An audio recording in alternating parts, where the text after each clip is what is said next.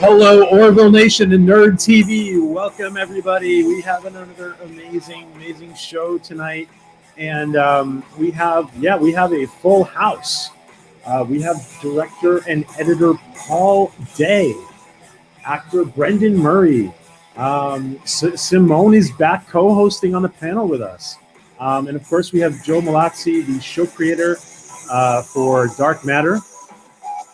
And we just had, and everybody else, and Nina. Thanks to our friend Nina. She's going to be joining us again next week. We have just a crowded house tonight. So hello to Nina, big hug. And let's start out by seeing what the ladies are up to on the panel. I want to welcome exometeorologist and a very busy young lady on Twitter, Katie Nicolau. Hello, Katie. How are you? You have to bring that up. That's all. Oh, I'm doing all right. One of my favorite series ended today, so I have been bawling my eyes out for about 2 hours. But I'm hydrating, so we're gonna replenish. Oh, okay. Well, I'm sorry. Your favorite series? Can we ask what it is? Oh, it's DuckTales, the DuckTales. reboot from 2017. Oh. Exactly. It has David Tennant and pretty much half the cast of SNL and Catherine Tate and all these people who are the voice actors. And it is made for adults. So anyone who enjoyed the original or never even saw it, go and watch it because I need more people to cry with. Okay. What's new on So Many Fandoms? I'm actually in the works with a friend of mine from college who isn't going for a master's degree. We both have the same schedule, so it's perfect. And we're going to be doing an Avatar: The Last Airbender series, talking about each of the episodes, character analyses. There's one episode we have in production right now where we're going to be talking about Miyoki, which is a cat in one of the obscure episodes, and the war crimes she may have committed against the Fire Nation. So it's going to be fun. Your channel is amazing. I don't understand how you're not monetized. We got to talk about that. We're going to talk about that. I could not get back to you, so we got to talk about that because you need to be monetized, young lady. I really want to. And speaking about somebody who just recently got monetized, let's welcome our friend, actress Simone Bailey. Hello, Simone. Good to see you. Hi. Thanks. I'm really excited. Yes. Oh, that's awesome. Congratulations on your channel. And by the way, are you going to be doing anything special for like a 3K celebration? Because you're almost there. Ooh. Well, I should start thinking about that for sure. Good idea. Yeah, you've planted the seed.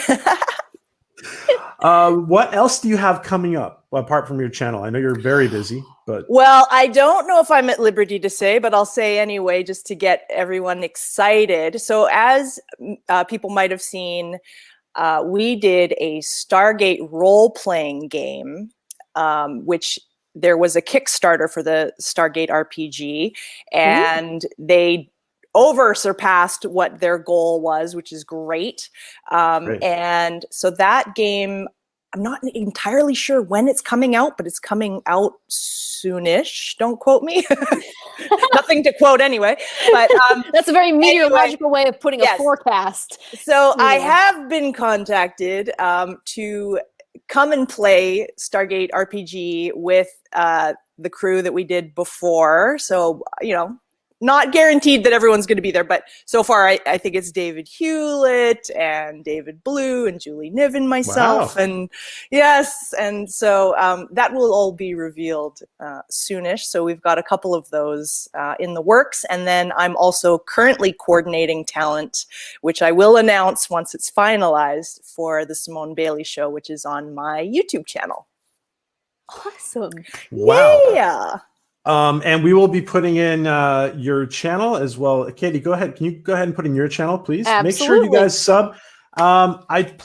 Just to everybody in the chat, if you guys can just do me a favor and share, because I think the time change in North America has disconcerted a few people. So Darn daylight we will get that out the word out on Twitter. And Dr. ADEGA Outlaw, welcome. How are you, my friend? The studio it's coming together. Well, I don't know if it's a studio, but yeah, it's still unpacking. I got some of my Native American stuff there, and it's coming around. It's coming around. Oh, you want to see? She's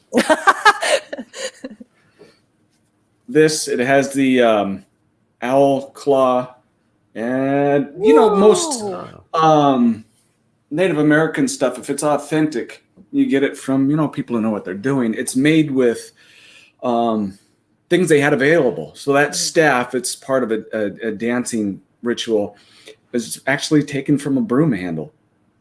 And then they put the owl claw on there. There's a piece of bone that I have to repair it during the move. It actually kind of broke off of it, but yeah, it's coming around. So, and today's a really good day. Just kind of geeked as the last few minutes ago. It'll take me a while to get over that. Fabulous. And let your geek light shine. Yeah. Mm-hmm. And as soon as you have one more thing, news, I'm going to check. This is for you guys. I'm going to check because the final, you saw a preview of it, PJ. The final book cover is done for the Blood Witch, and I may reveal it here as soon as I get permission. looks good. Oh, cool. Looks really good, actually. Wow. I was impressed. I was impressed with that cover.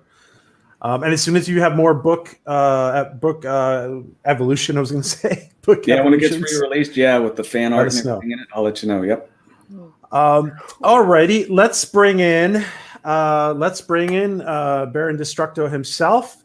Let's give a nice warm welcome to the creator of Dark Matter, Joe MALLOZZI. Welcome, Joe. Woo! Hello. How is everyone? How are you? I am excellent. Kind of crazy busy, but otherwise well. And looking forward to tonight. These discussions are always a nice break. Well, it's we're glad to provide it for you. Yeah, and looking forward to this one because we have a couple of extra special guest stars. One will be arriving later, but one I'm going to bring out now. He was actually our go-to editor on the first couple of seasons of Dark Matter, and he ended up directing, I think, 2 episodes. The lovely and talented Mr. Paul Day. Welcome, Paul. Hello. Hi, Paul. It was 2 episodes, right? You directed it? Yeah, I did one in season 2 and one in season 3. Yeah. I have to say, I've been telling the gang that when I'm in production, I'll watch obviously the various cuts and I'll watch the visual effects, and I'll watch the mixes, and then I won't really watch an episode beyond that. And so my wife and I are in the process of rewatching the show. And it's funny going back and rewatching the show because there are certain episodes that I remember liking back in the day and then rewatching them and then, not liking them as much. And then there's other episodes that really kind of took me by surprise because upon watching the finished version, I realized how good the episode turned out. And this is one of those episodes, I have to say. Kudos to you. I mean, there were just a lot of really nice visual flourishes throughout this episode. Like I'd be watching and I'd be like, oh, that's actually a cool handoff, or this or that. So I mean, really well done, Paul. I'm sure I told you back in the day, but just reviewing the episode now, really, really a top-notch directorial. Thank you. That means a lot to me, Joe. That means a lot.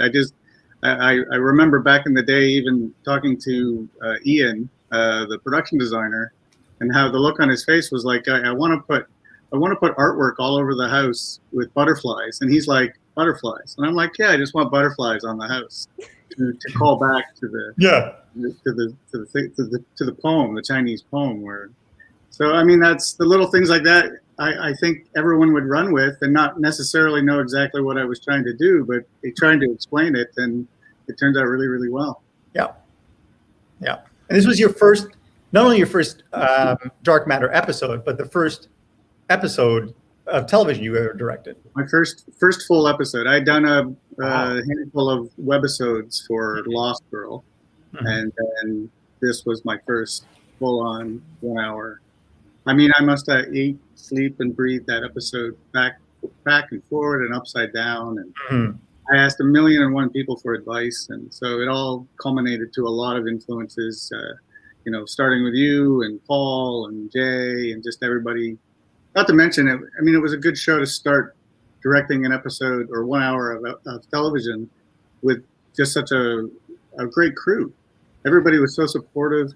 Yeah. The first CDs right down to grips, electrics, everybody on the crew was just top notch and made me feel warm and safe, And you also had an advantage because you'd been editing the show for over a season and a half. So you knew you knew the show better than I'm sure any guest director would have known the show. You knew the cast, you knew the sets.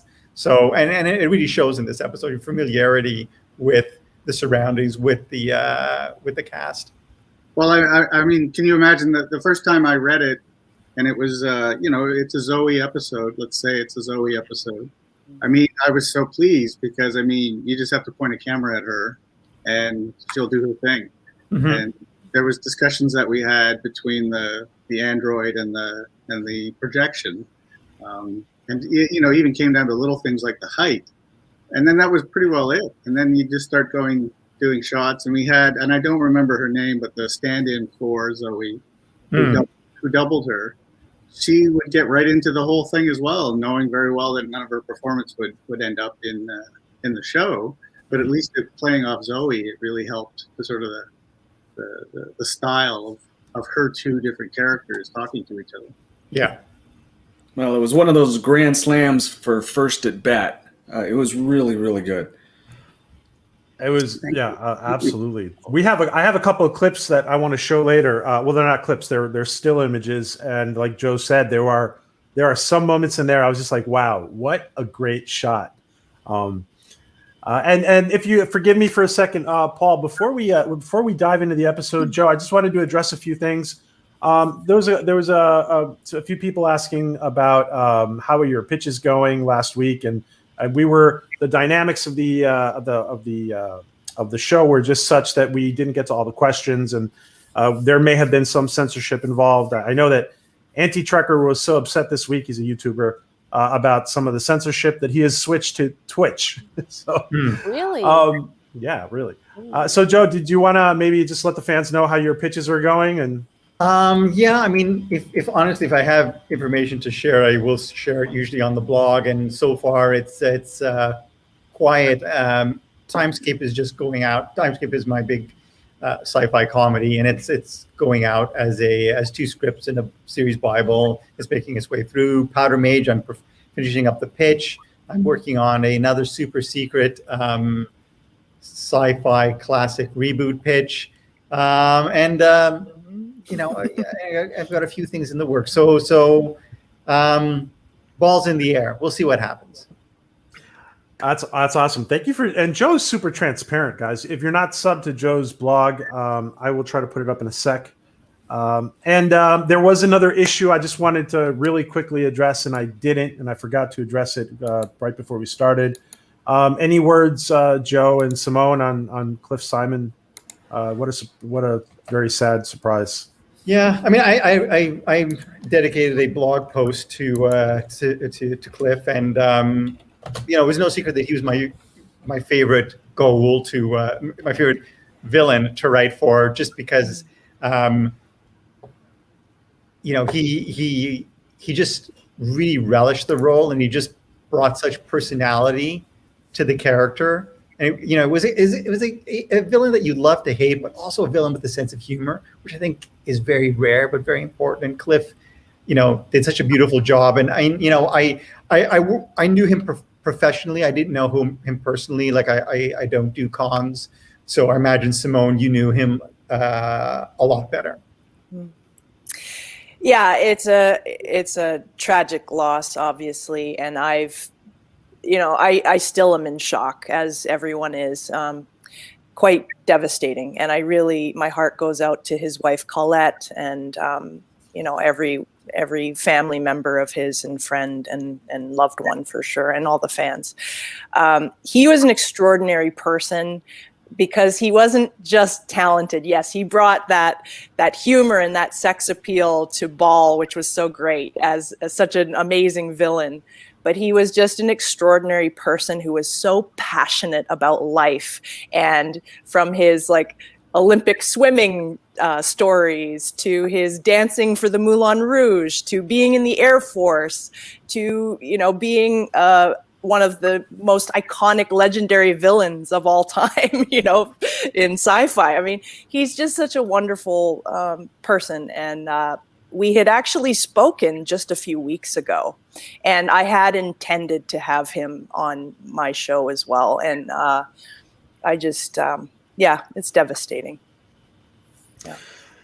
As many of you know, we reached out to him in November, and he was very, very, very sweet to us. And he said that to get back to him around this time to schedule. And it's crazy, because I was about to reach out to him, and all of a sudden I started hearing this news. And so hopefully we'll do a special stream one of these before March is over.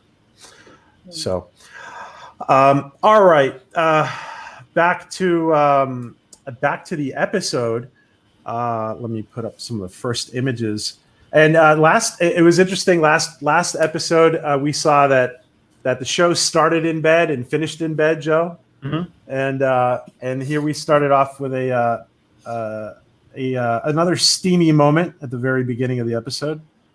Yeah, that is an interesting location, by the way, right? I mean, Paul, you guys found that house.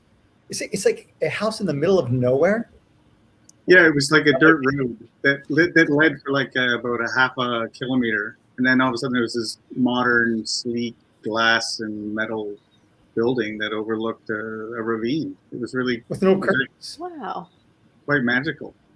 I mean, because it was a real location, it was a little small, but because there was so much glass, you could shoot, sort of from window to window. And in fact, I think we did do a wide shot through the window, but it was a pretty cool location. And just up the hill was where I was going to shoot the scene where they go outside, but we can talk about it later. But oddly enough, the house had a great terrace that eventually, the day it was pouring rain, I kind of kindly said maybe we should just shoot that scene on the terrace, and we kind of said, okay, let's do it on the terrace. And I think half the crew breathed a sigh of relief. So I made about 1,000 points that day with the crew. So that was a really nice scene too. Out on the balcony, yeah, it was one of my favorite stuff to do. It was I just loved it. Yeah. This is an interesting episode in that Zoe plays yet another version of herself. I mean, so we've got original Zobot, we got Randroid, which is the red android. We've got her human counterpart that she portrays with the chip. There's this version. Just off the top of my head, those are the 4, and there's going to be at least 2 or 3 more to come. But she's fantastic.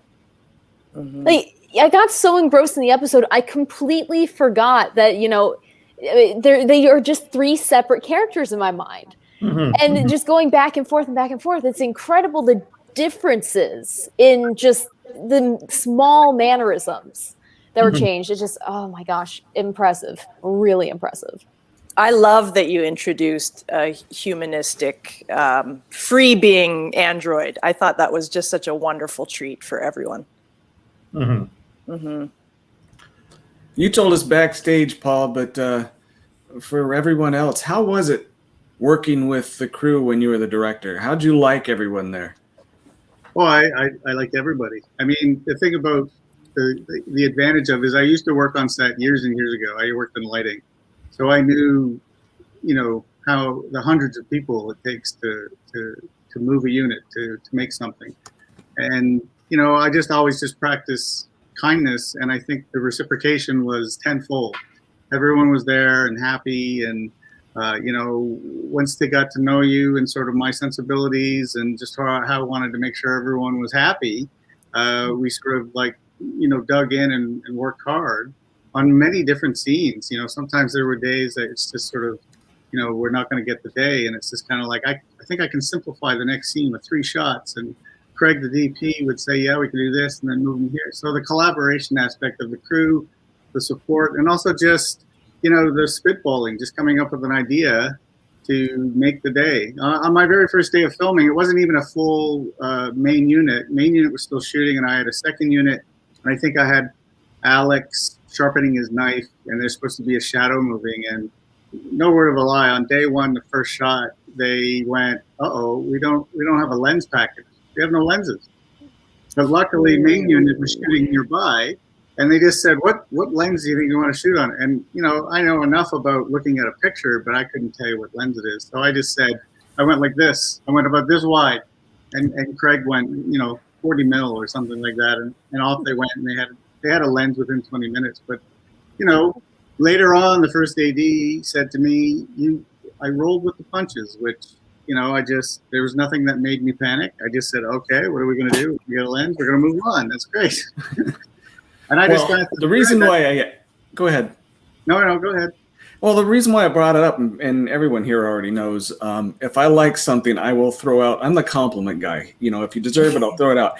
And that scene that he had just had the picture up with, to me, that was art. And the people, you could see it, they actually enjoyed doing what they were doing because it was so engrossed into the scene, the background, everything. It was just absolutely beautiful. And, you know, hats off. I mean, that's almost poster worthy because how the lighting is, everything was just perfect. I mean, the lighting is mostly natural. I think they had one light outside the window, and it was all just bounce cards inside. Like that camera's right against the wall. Because it's a real location, you can't fly the walls away. So we were just against the wall. Couldn't even get a second camera in there. It's just, we all had to shoot it with a single camera. And I don't know the subtleness of sort of the dream world. I wanted everything to be handheld. So it made it a little bit easier to stick a cameraman on an Apple box in the corner. But thanks for the compliment. I think Brett, the director of photography that day, he was sort of contemplating how he was going to make it look. And then he did a few things. He put up one light, bounce cards, and boom, that's the image that you see. Now, what time of year was this filmed? Because it looks like the snow on the ground really added to the lighting. It has a very high albedo. Off the top of my head, I know it was the end of March leading into April because one of our shoot days did land on April Fool's Day. Oh, no. Yeah. And I gave the first AD a big scolding warning, no April Fool's jokes. I didn't want any sort of, oh my God, we didn't roll in that or anything. Just enough. But they didn't do anything like that. Paul, I don't. Sensational Being asks, why would you need a lens that long for an interior scene? Oh, I'm just going off the top of my head. Again, I don't know them that well. So an interior scene would be inside. The scene that we had to get a 40 mil for was when he was sharpening the blade, because I wanted to follow the focus along the blade. So that was a cool shot. Yeah. And Paul, you want to talk a little bit about your editing background and your and your previous experience with dark matter, because it is kind of a unique situation. And by the way, just before you answer that question, Paul, your IMDb is fascinating. Paul has worked on 4400. He's worked on The Expanse. He's worked on what was it I saw here before? The Best Years, Dead Like Me, Odyssey 5. So many. You've done a very ample, ample work, Paul. Yeah, lots of sci-fi. it's funny because I think at certain points you get asked the question, do you know how to work with visual effects? And even some of the most obscure standard, even Spinning Out, which was a show about figure skating, the amount of visual effects that we had in the show. So it's coming into a series like Dark Matter, knowing that there's going to be special effects and visual effects and the sound effects, everything to create that world. I came with that experience, but I mean, the unique sort of, I think, connection with Dark Matter was I had done 5 seasons of Lost Girl. I didn't cut the pilot, but I cut about 30 episodes over 5 years. Bouncing between that show and Rookie Blue was sort of a very good 5 years of very solid work and working with some amazing people on both kinds of shows, a cop show and a fantasy show. And Jay Firestone is, I'm sure Joe has mentioned Jay many times, was the executive on that show, on Lost Girl. And, I'm not going to say I was not a pest for the last 3 seasons of Lost Girl about asking to direct an episode. I mean, it was there's a lot of people, there was a long list of people that wanted to do the show, so they had a pick of the litter, if you will, of fantastic directors. I think I cut, of the 30 episodes, I think I cut maybe 8 of them for Ron Murphy, who I think you guys had on here a couple weeks back. So Jay knew I was desperate to get into the director's chair, and the webisodes came along, and he gave all of them to me. I think I directed 5 of them, which was great. And then I was done, and then I went on to, I think I did a Hemlock Grove for Netflix and a few other things, and then I got called about Dark Matter. That Jay said they were interviewing, and I think, make a long story short, I talked to Joe on the phone. I think you were still in Vancouver, maybe? Maybe, yeah. And it was a brief call, and even at the end of that, I wasn't quite sure. So I almost said audition, but I've gone out for many shows and not gotten them. So you sort of go, well, maybe I didn't connect on that. And then I got an email from Joe. And there's a communal editor that we know named Mike Banis, who I guess gave me a glowing review. So we have to give a shout out to Banis because he gave me a good review with Joe, and Joe's like, "All right, we're gonna try you out," or something like that. And that was the pilot. And I know there's lots riding on the pilot, so there's many different creative ideas and sounds and music and everything you got to try out in the pilot, and it was very exciting. And so that. When I got a real sense of the show and I really liked it, that's when I started basically pecking away at Jay saying, can I direct an episode? Can I direct an episode? I mean, every time he would come into the cutting room, it was almost a great deterrent for him to come to the cutting room because he knew at either the beginning, the middle, or the end of our day, I would be going, what do you think about me directing an episode of this? What do I got to do? Who do I have to call? And he goes, you have to talk to Joe. And I remember slowly working up to that with Joe. Never really kind of came as I thought it was getting through to him. And then I think I just came out and just boldly asked you if I could direct an episode. And you said, let's see about season 2.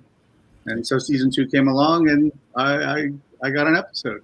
I don't know if it was in the cards, the way the directing gods worked, but conversations were had, and I was offered an episode, and I was pleased as punch. It's always great to sort of contribute for, sort of promote from within.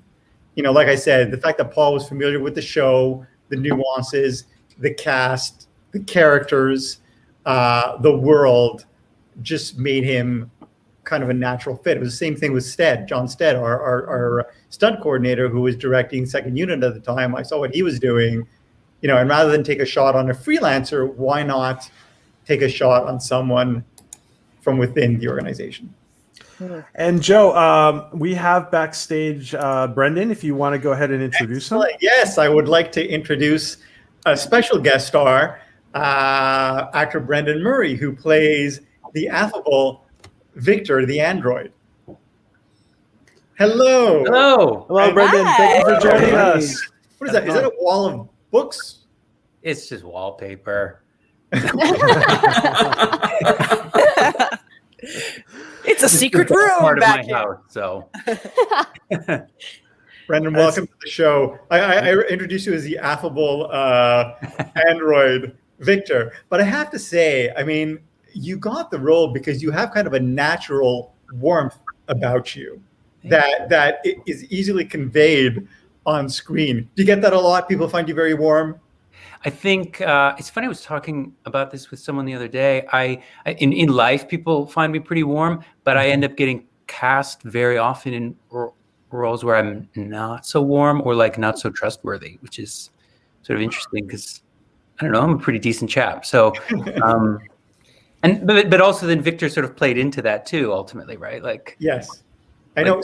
So Katie, one of our panelists here, is watching the show episode by episode. She doesn't know what's to come. So I'm sure when you were first introduced to Victor, you assumed he's too good to be true, right? You assumed bad guy. Totally bad. I still think you're a bad guy in this episode. Your character. But I was like, he's behind all this. I don't know how he's behind all this, but he's popping up again. So. But I'm not even real in this episode. Are you though? Because what if this is an alternate reality and Joe's just screwing with us again and we don't know? I thought the same thing. I thought for sure Victor is trying to sabotage the ship, the crew. He's going to take over. He is the reason for the virus. That right in there this could have been episode. the virus data transfer. There you go. Elon transfers the virus. But I have to ask you, Joe, was that ever a consideration? I guess Paul was the main writer on this episode? Yes, but I mean, I'd been sitting on the show for 5 or 6 years, so I pretty much had a 5-season game plan.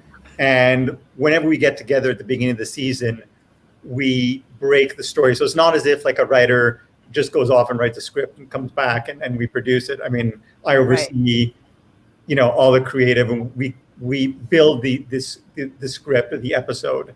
So, I mean, I always knew exactly where I was going with Victor. And so there was never any consideration to him being the one who implanted this virus. Although, certainly there, in my mind, I'm sure audiences would have assumed as much, given the fact that he ended up giving the android the upgrade in the previous episode, and he appears in this one. Right. So he kind of was an indirect red herring. Right. He's wearing red. Like there's so many subtle hints that just warning flags. All planned. But I feel you, Katie. Too good to be true. I don't know what to believe with this show anymore. Yeah. Like, for all we know, it could be like one just being a puppeteer in the background, like, I'm not really dead. Like, who knows? You'll find out. I guess also, Brendan, great job, by the way. You play Victor amazing. Thank you. How was that for you when you were gearing up to play him? Like, I don't know how much information you were given before starting. If you wanted to kind of, straddle that line between, is he evil? Is he not? How much do we trust this guy? I'm trying to remember how much Joe told me in those first episodes that I did. I don't think not much. I don't think much. No, I kept pretty much everyone in the dark. Yeah, and especially our cast, much to their frustration, they just know much about the characters as they got from the scripts, which wasn't that much. I mean, the neat thing about this episode is that in some ways I didn't need to know anything outside the parameters of it because Victor isn't really Victor in this episode, or at least I didn't see. Even if you thought he was, like, I didn't need to see him beyond the confines of the storyline with Zoe in this episode. So for this particular episode, I was just playing in the moment. But I liked the little teases that Joe might give on set, or just say, I'm thinking about maybe this might happen with Victor at some point, and not really say much, but. Oh, that's taunting right there. Oh, yeah. That is a flagrant foul, right. Joe. Well, I will say that it's disappointing the show didn't get a 4th and 5th season, especially a 5th season. Victor would have figured much more significantly into the developments. I will leave it at that for now. But one thing I was going to ask Paul. So Paul was our regular, like our go-to director on the first couple of seasons of the show. So this episode, correct me if I'm wrong, was directed by Wendy Helen Martin, correct? Edited. She edited it. Yes. So how did it feel directing an episode that ended up getting edited by someone else? I mean, were you Emmy award-winning editor? Wendy Yes, exactly. Emmy award-winning editor for The Handmaid's Tale, Wendy Helen Martin. Well, you know, because I was down the hall, because I was cutting episodes in season 2 as well, and then I took a vacation and went and directed an episode. When I came back, it was easy because I would just be in my room cutting dailies for the next episode. So it was like Christmas morning. Every time I'd see her in the hallway, I'd always be like, when's Christmas morning? When can I see it? When can I see it? Would you ever go by and sort of watch a scene and be like, oh, is that, you're going to do that? Is that what you're going to do? I don't think that ever happened. There was a few times where she would ask, I'm going to leave this long and then we can have a conversation about it. But oftentimes, like, this is something I wish as an editor is that the director would contact them during shooting just to give us, you know, sort of updates.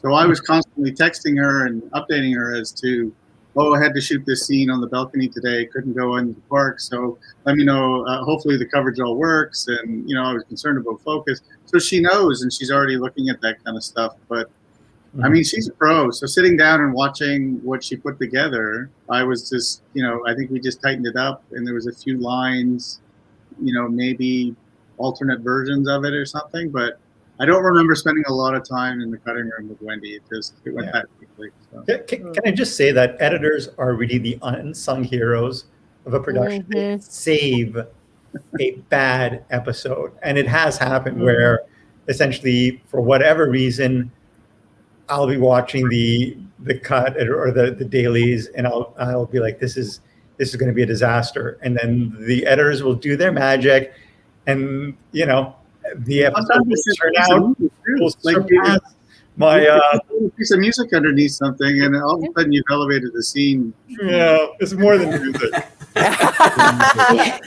Shine it up. Yeah. Also, I was going to say, sort of what I kind of love about this episode is that it's such an out of the box episode.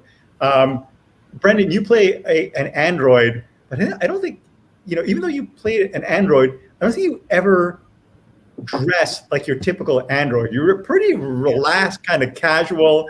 Yeah, you had kind of the leather jacket when you first met her on the space station. Yeah. You know, you asked her to come with you, and she's like, okay. And she kind of calls you off. And here you're, you know, I don't know where you're coming back from. It looks like you're a photographer coming back from a photo shoot or something. But that's all our costume designer, Noreen Landry. I loved that orange leather coat that I wore in that first episode. Yeah. And that's the first image of Victor. I thought that was pretty. Did you get to keep it? No. It's probably somewhere. It's right there in my hand in that photo. Oh, yeah. So we're referencing the first appearance with that, but I never wore it in this episode. I wanted to keep wearing it, but for some reason we didn't use it again. Oh. Yeah, I liked that he was a pretty like stud, and those are like leather pants. It was pretty. Oh, dang. Pretty cool dude. I'm saying, yeah, you're a photographer. He never behaves like Android. He's just a guy. Yeah. Yeah. Who happens. Like a comfortable cosplay. I absolutely agree with what Joe said about the unsung heroes being the editors, and I guess maybe that's why Seth MacFarlane chose Tom Costantino to be the co-showrunner for the Orville, as we know here on Orville Nation. And I thought, Paul, this other shot that I just put up, I thought this was a very interesting scene because you get a feeling that Zoe is kind of just having like a friendly chat, like having a tea and coffee with therapy session. Girl talk, yeah. Girl talk, 7 feet apart. It feels to me like a therapy session, really, the way you kind of stage it, which is kind of interesting in that, you know, she's like, oh, you know, you had a dream. I forget. You're right. Like what, you know, what was it? You know, something, was it a nice dream or something like that? And she's like, yeah, all right. And I think it was Zoe's idea to cross her legs. They're casually sort of attempting. Oh. But the one take was the ending, which was, what kind of dream was it? Was it a nice dream? And she kind of does this. Yeah, it was. All right. I'm not going to tell you. Oh, welcome, Puck Mama Kemi. My wife is in the chat. Aww. Welcome, Akemi. I have to be careful what I say now. Yeah. I love all and- those moments of Zoe though when she goes, okay. She's got those kind of cute, like little country bumpkin, like, okay. I have to tell you, I have taken that and I find myself saying it now in everyday life. Like if someone hands me something and goes, okay, you need to highlight this, I'll be like, okay. Excellent. My job here is done. Oh my I gosh. have influence. Oh, I'm just waiting for it to take full effect. Yeah, Like season you're 3. gonna look great in leather pants, Katie. It's really the gonna viewers would love that. comfortable cosplay. Exactly. And before I forget, I want to publicly thank Simone for beating me over the head to watch Dark Matter because she told me like 10 times to watch it. And, I'm the catalyst for this yes. Dark Matter Monday. Take that. Take that. Woo! Nice. Well, I'm glad I could be of service. Yes. I gotta say, Dark Matter. Like when I first watched the pilot, it was right out of the gate. I was like, "Holy smokes, this is the best show ever!" So, congrats. Thank you. Yeah. Here we do a little twinning. Yes. How was that? Oh, Is the bad android shorter? Yeah, because the android has heels and the projection doesn't. Snap. Oh. it's the little things, right? It really is. Yeah. You don't see that attention to detail in other sci-fi series, don't you, Kitty? No. Oh my gosh, we could wish. Whoa. I need to pay way closer attention. I need Also, to one of the things, the intimidating thing about it shooting on a day like this is you have the entire cast, so it's a little bit like herding cats sometimes. But once you get them all seated down and sort of talking and going, like the AD really keeps things going. But that day, I really observed a very close knit cast, like a family almost. Like it was great to see because it just made everybody relaxed and let's get to work. And doing shots like this made it simple for me, so it was great. So, Brendan, you work with mostly Zoe, right? Yeah. I mean, in this episode in particular, it was only Zoe. Right. I'm just in the house, and I'm trying to remember the first episode. There were some of the other androids that get introduced, and then I got to meet the rest. I don't know if I'm going to say it, but yeah, this this episode, just Zoe, just me and Zoe, in this wonderful house in the hills, in the forest. It was great. It's a beautiful, like Zoe heavy episode, isn't it? The twin androids, and then Zoe as a android as a kind of human down. Yeah, I mean, it's a double-edged sword, right? When you're dealing with an ensemble show. I always prefer ensemble shows because I kind of like exploring different characters, and so one of the things I kind of wanted to set out to do was try and give each character their moment to shine, give each of them an episode. But on the other hand, the flip side of ensemble shows is what Paul was talking about earlier, where you're dealing with essentially a 7-hander, where you have like 7 people in a room. It's challenging enough sort of writing a scene for them to in a way that sort of everyone gets a little time, but covering them as a director is tough, especially if your instinct is to get some of them moving sometimes, and then it can be a challenge, those scenes. I imagine the continuity would also be difficult. Like, oh, hey, wait, that cup that was half a centimeter this way. Mm-hmm. Gotta reset it. Generally speaking, as editors, I don't worry about that. But as a director, I was kind of there were certain things that had to be certain places, and or even just eye lines, because we had, you know, the lights flickering in this episode. So I would always say when the lights would go out, don't turn your head, because if the light comes up, it's like your head's in a different position. So kind of timing it like that. And even the lights going out up until the day of shooting was going to be an optical effect, an effect done in post. And then the gaffer and a few people in the lighting department figured out a way that they could make all the lights on set go on and off. So it made me not worrying about making it look real. It then became real. So it was. So you're saying that there was a person's job just to flip the switch during the scenes? Because I would love that job. Switch. It's sort of a collection of switches, because you've got the lights that are in the side of built into the set, and you've got the lights that are lighting the set, and so there was a little bit of a marriage of. Also, I hate to shatter any illusions you may have, Katie, but there is a person's job to open and close those sliding doors. They're not really automatic. Yep. Break the illusion, won't you? Bad enough you break my heart during the show. Now you break the real world too. It's even weirder when you're shooting it. You don't hear the. Yeah. The operator doesn't do that behind the scenes. No, what you hear is door open. And someone to open the door. Close.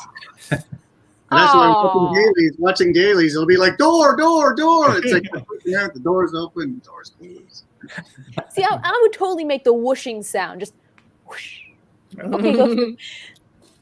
Now, Paul, this is one of the shots that I thought was just fantastic, because there's a moment here where you just see it's in the hallucination that Four is having, and we see that for a moment here it seems like he's alone, but it seems like we're getting a different perspective on the scene, but she's just really coming out from behind the boxes. I thought this was a great shot. She comes up from above. This is, I know John Stead did this sequence. He got the 4 sequence because it was the fight. And just the way the schedule went, because I was in Hamilton, he, I think, was doing the fight. It's the way that they schedule some of these shows. So, you know, John Stead was able to do this sequence. And, you know, we sat and went through the whole thing, and he showed me what he was going to do. But, I mean, like everybody else on this show, they're so gung-ho and so excited to do something that you just knew he was going to give us something spectacular, and he did. So, yeah, and you know, kudos obviously to Alex Mallory Jr., who's brilliant in this, but also Ellen Wong, who shows some mad sword skills in her duel. That duel was awesome, but you almost gave me a heart attack. Oh, I totally bought it too. I was like, he is dead. It's over. Because you never know, right? It's with an ensemble, it's always roulette. Like, who's going to die? That's why I love ensemble cast, because, yes.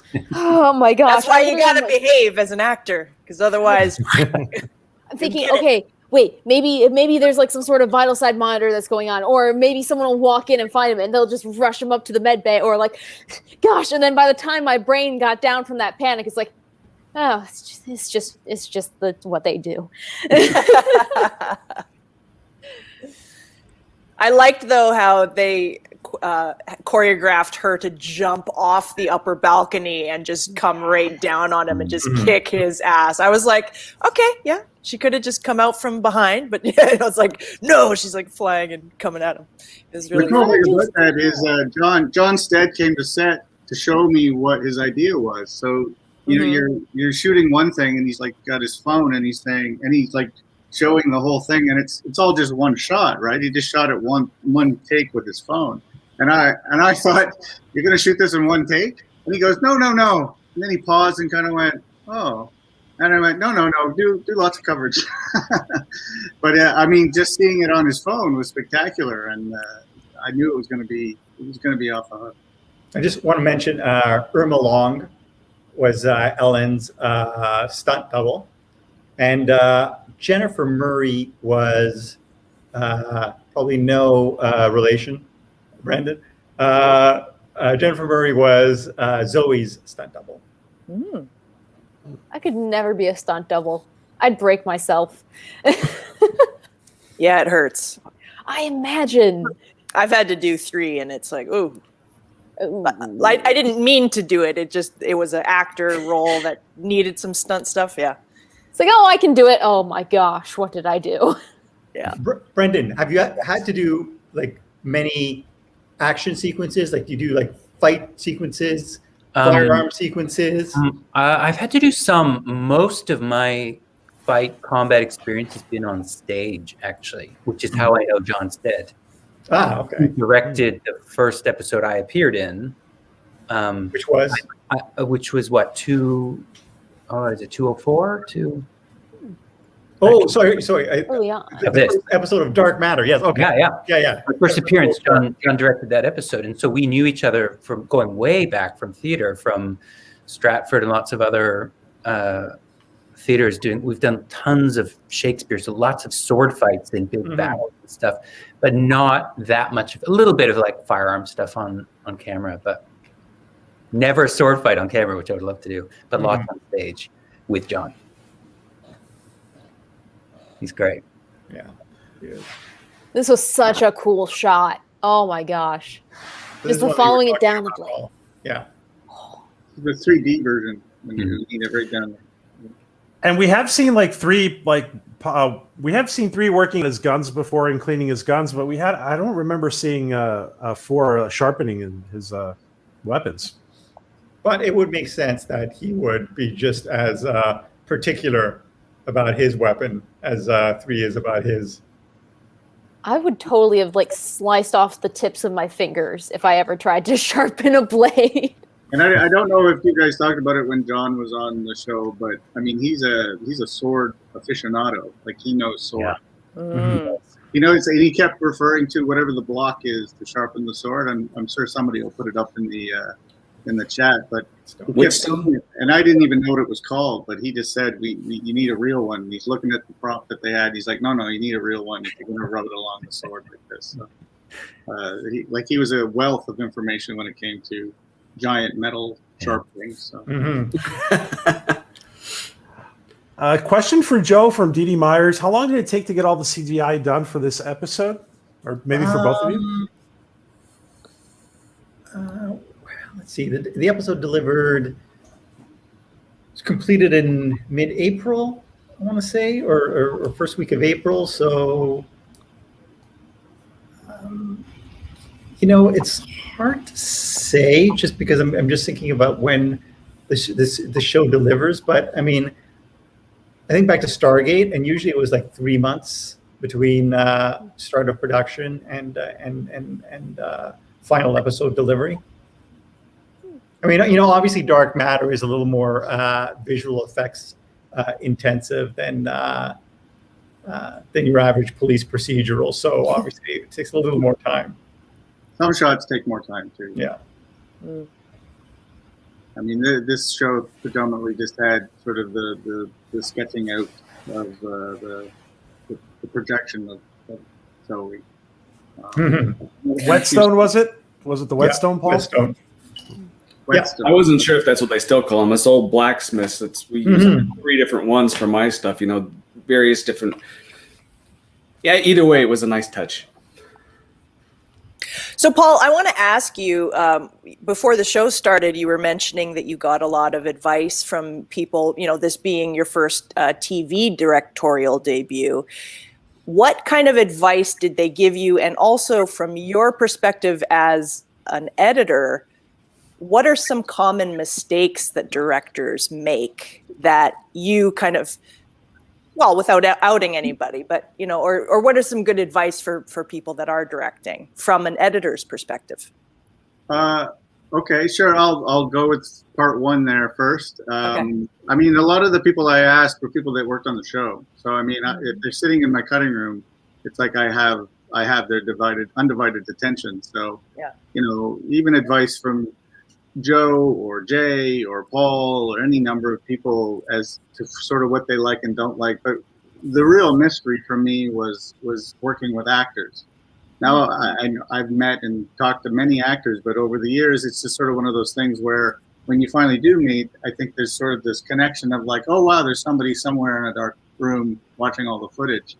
And so I use that as the conduit. And a lot of directors told me to say, this is how you make an actor feel safe and warm, is by saying that, one of my number one jobs when I'm working as an editor is to protect the performance, to look for every nuance, to look for 4 frames of something that's just going to make the difference. And so I think that made all the actors, at least the ones I talked to about that, feel a little bit more comfortable when it came to, say, doing another take or something like that.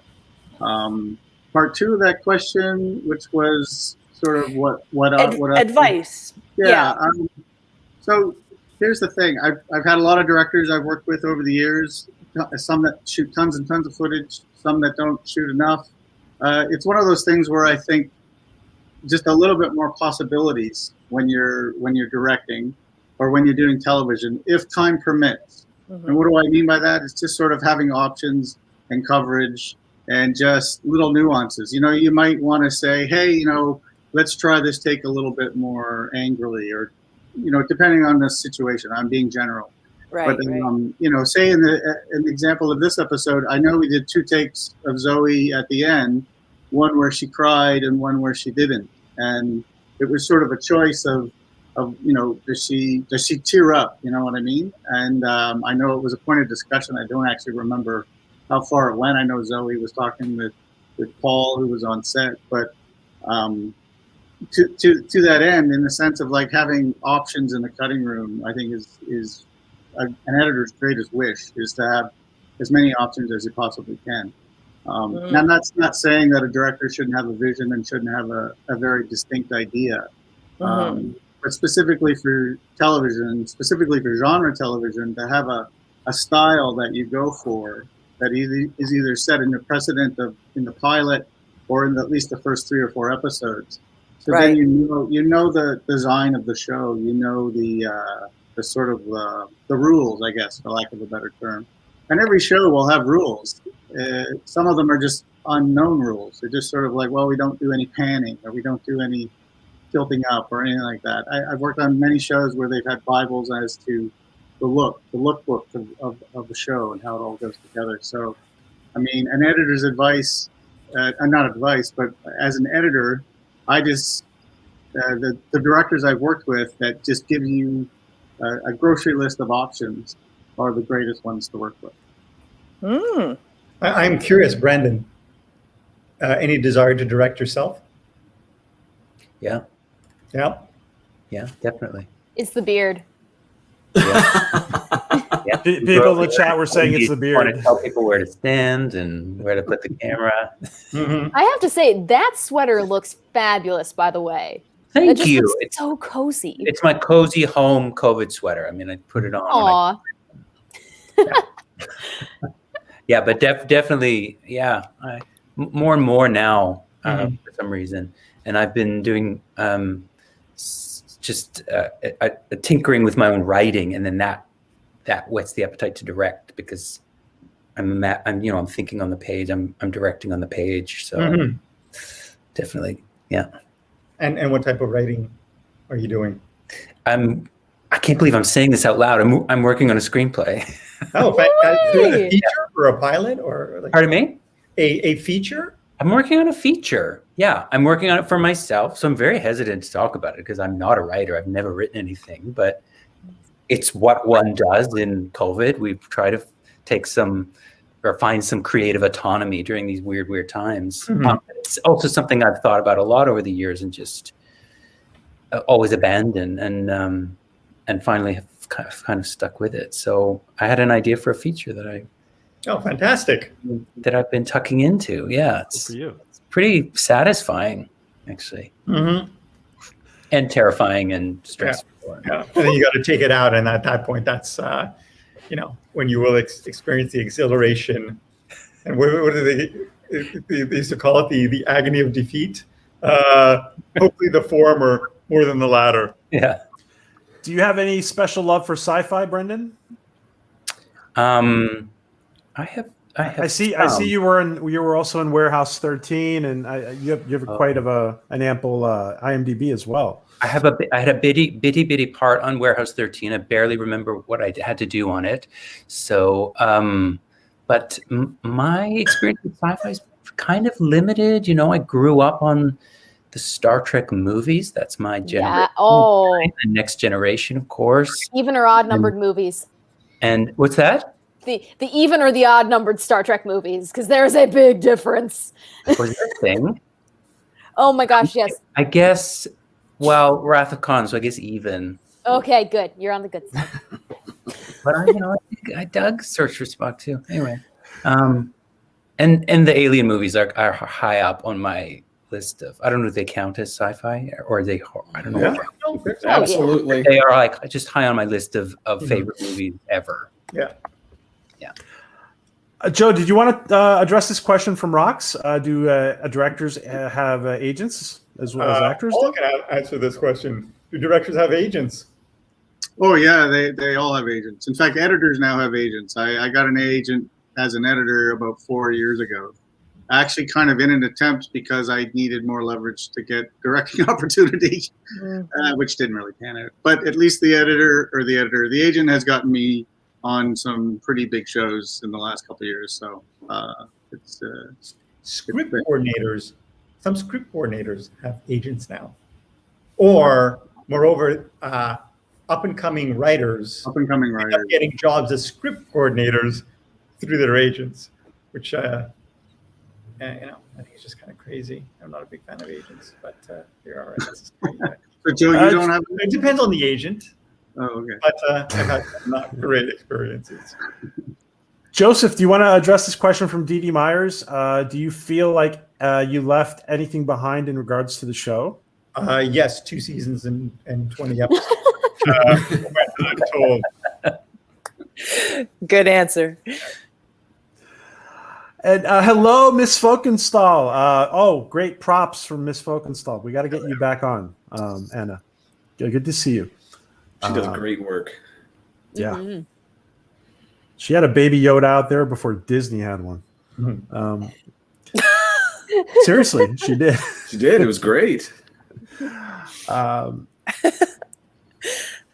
see. Where's the image? Paul, what was your favorite part what was your favorite part about directing this episode? Favorite part about directing? I just love being on set because I started my career when I got out of film school on set, and I met my girlfriend, who's now my wife, on set. She went into the office, I went into post production, and she's now an accountant, and I'm now an editor, and the rest is history. But I mean, I liked being back on set. It reminded me of the whole enthusiasm I discovered about making movies when I was like 8 years old. I love cameras, and I love, the setups and stuff like that. And as I got older, just the mechanics of telling a visual story is fun to be part of. It's incredibly creative. I kept going home at the end of every night saying, I just want to keep doing this. I couldn't wait to go to bed, to get up, to get back to set. Oh, I love that.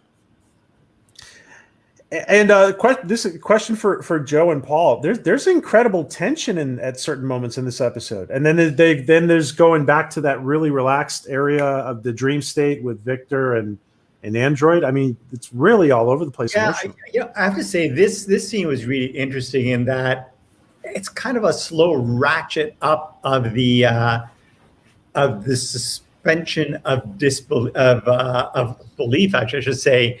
For 3, who sees Sarah come back to him and his initial refusal to accept, and then his kind of almost grudging acceptance, and then kind of that turn from maybe she is here to she's here to I've got to join her. It's a really, I think, really well done progression. And that's Anthony. Anthony and I really chatted about sort of how long it takes him, even to the point where he wanted to switch sides. So he kind of does a little do-si-do with her, and that's sort of the turn for him, which actually worked out better because the staging wise for when Roger comes in and takes the gun away. So that's a kismet moment where the actor helps you block it out correctly, because he felt that there's a turn here where he really just gives into it, and then they sat down on the bed. So and it worked really well. Very well done. Natalie was just a joy to work with. She's fantastic. Now, Katie, were you surprised to see her come back in this episode? I really was. I thought, maybe she's just gone, but then we bring people back, and I just don't understand anymore. No, Gotta remember the rule of sci-fi. No one is ever really gone. True. No, I thought it was fantastic because it's one of those moves where you do not expect it. I'm like, oh wait, what? Maybe one of his guns will become sentient. Oh no, they brought her back. Like it's such a good callback, and it's all these little fine details, even broader strokes in this show where you tie back into itself that keep it nice and neat, and the fans appreciate it. That's great. And thank you, John Burns, regarding your comments, Paul. That reminds me of a joke. She went into labor, I went into management because that's where the money is. Thank you, John Burns, for your super chat, your support. Thank you, my friend. A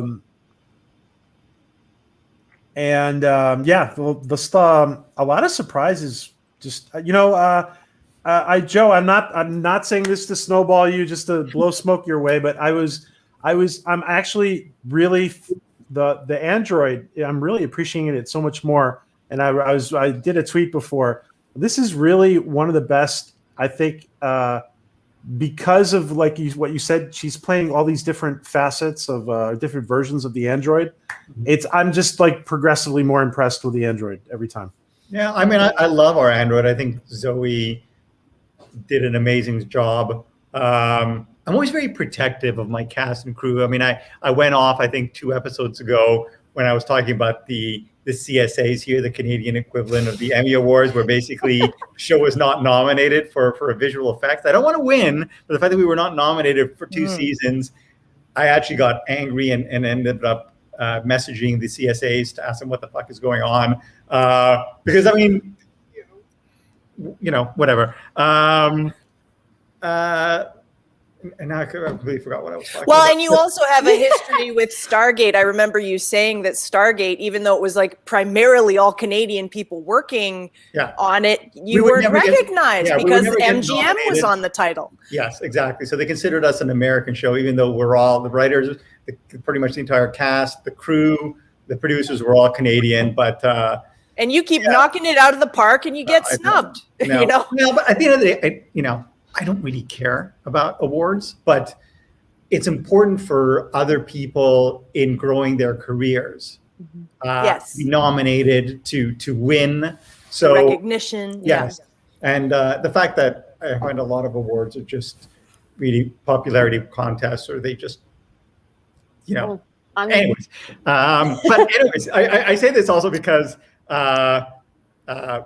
speaking of being protective of the cast and crew and Sci-Fi, our network, they had or they still have, maybe, I don't know, a magazine called Sci-Fi Wire, and they did a ranking of the top 15 Android in science fiction, and did not even mention our Android. No. And I feel that was kind of a personal snub. Sci-Fi and I have I don't even want to say love, a hate relationship, and it's on their network. But in any case. Well, Joe, I think they hadn't watched it, because had they watched it, well, actually, that's true. There's no way they could have did not watch the show.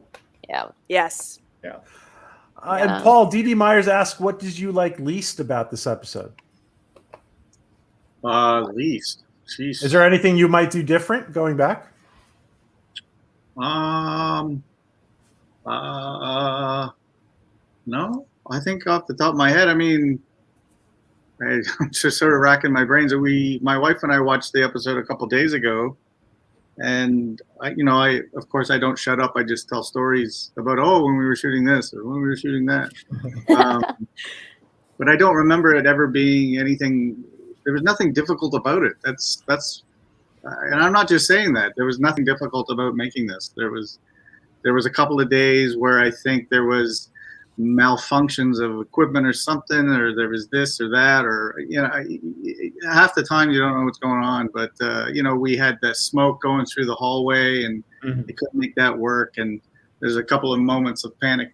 But no, there's nothing I would go back and change. I don't think there was never days I didn't get everything I wanted. like in the sense of like coverage and shots.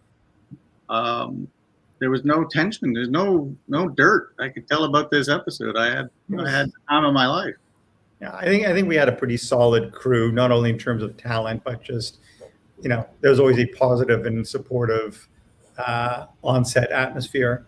But you know, speaking of challenges, you know, Brendan, you mentioned the fact that sorry, I keep on calling you Brandon because our first AD was Brandon. Brandon, the challenges of playing a character. You're coming back to play a character who you've already established, and yet he's a character who's totally separate from the character you played in that initial episode. So did that kind of throw you, or how did you approach playing Dream State Victor? I mean, I think that the only way to play that is to, well, it's interesting. The writing is so good because he's fully aware of who he is within that dream, which is sort of fascinating thing to be aware, to know that I'm this guy, but I'm not really this guy.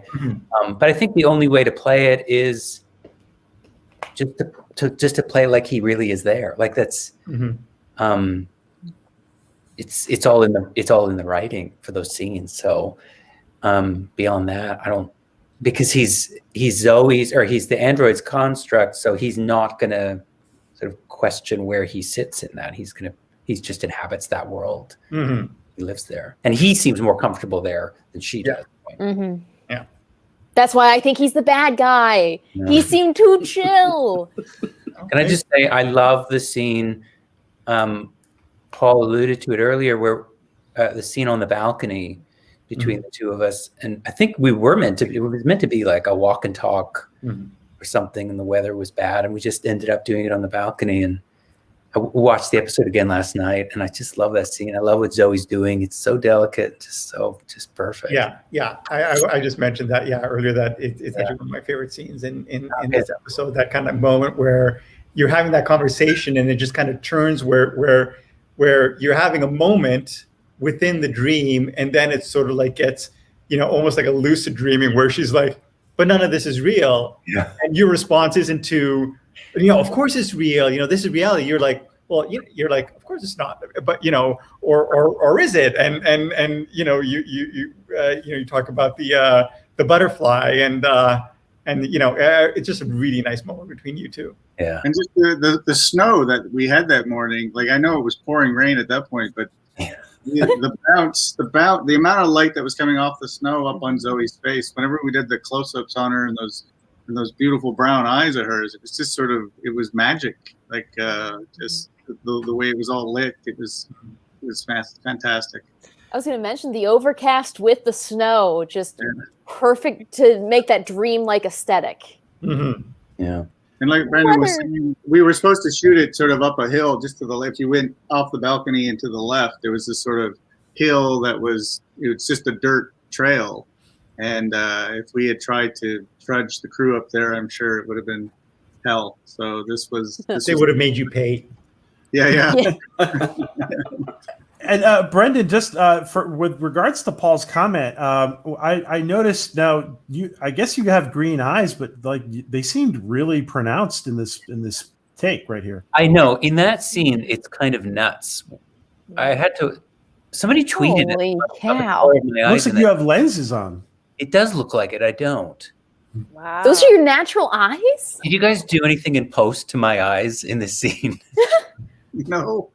I think it's because there's so much white. It's like there's very little light being put on there. It's all just natural ambient light, and that's always the best. It shapes the face, and it's beautiful. Yeah, I just wish I could walk around with that light all the time. Popping my eyes. But it really, like, I was rewatching the episode, and it's like it really stood out. I was like, holy crap, his eyes are like. TJ was lost in your eyes, Brendan. There you go. No, you have beautiful eyes. Thank you. Yes.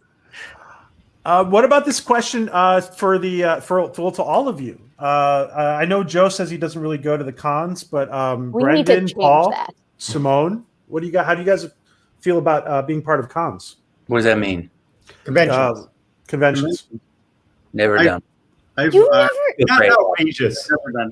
I went Have to you a ever law school in Toronto. They had a Comic-Con, and I went to a panel discussion. And the only reason I went is because they gave me passes to go and see it.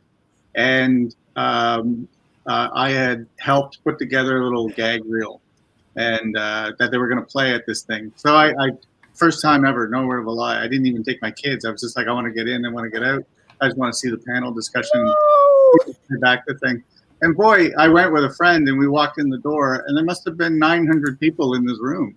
And I was just like, I think I'm in the wrong room. Like, I don't believe it. So I sat at the back with a few other people that worked on the show, and the cast came out, and it was like pandemonium, and I'd never experienced that. So the following year, I took my 2 young boys to Comic-Con, and we just kind of soaked in all the cosplay and took in a few things. My little guy was 6 or 7 at the time. He got tired real fast, but R2-D2 and Chewbacca were everywhere. I mean, he loved all that stuff. So I would be part of a con if anyone ever invited me. I'm an editor. No one invites editors to cons. Oh, You are a professional director, sir.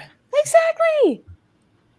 And Simone, you enjoy the cons, don't you? I love conventions. I find them so much fun as a voyeur, but also to be a panelist is so exciting. My last convention, I cried at the end when I was driving home because I felt such immense love from everyone that I was like, my own friends don't treat me this way. You know what I mean? My family doesn't treat me this well. I have never been so celebrated and embraced and laughed, and it's just beautiful, and I love it. It's magic, and it's a really great opportunity to get to know the fans, because we need to thank them because we're here because of them.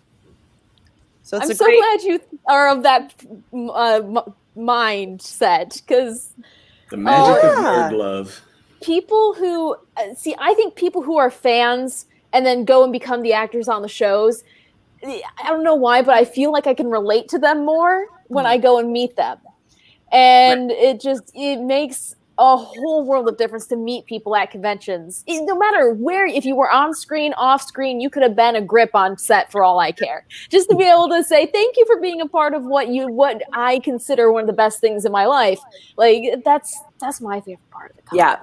I am so drained though, because you're so not on in a like, oh, it's showtime, but like you're just so there with everyone and you just want to really be so present that by the end you're just so drained, because it's not just, a 9 to 5. You're there for like days and days, right? So you really need to, take care of yourself and have a little powwow break and then come back to it. But you get a 5-day con, it's 10-hour days. Oh. Yeah. Well, plus you're doing interviews and it's like, oh, now you got to be here. Now you got to do this and shake this Joe. hand and, hold this baby. Joe, maybe a dark matter panel in the future? Sure. Yeah. Actually, We'll we have did to go on one. it. We did one. I think that I forget what it was called, HomeCon, organized one, and we did one. But it would be great to do. Yeah, we should do one at least once a year.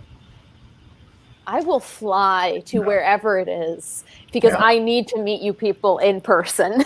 And we can get Brendan to his first con as well. Love Yes. Oh my gosh. You will never meet a more accepting group of people.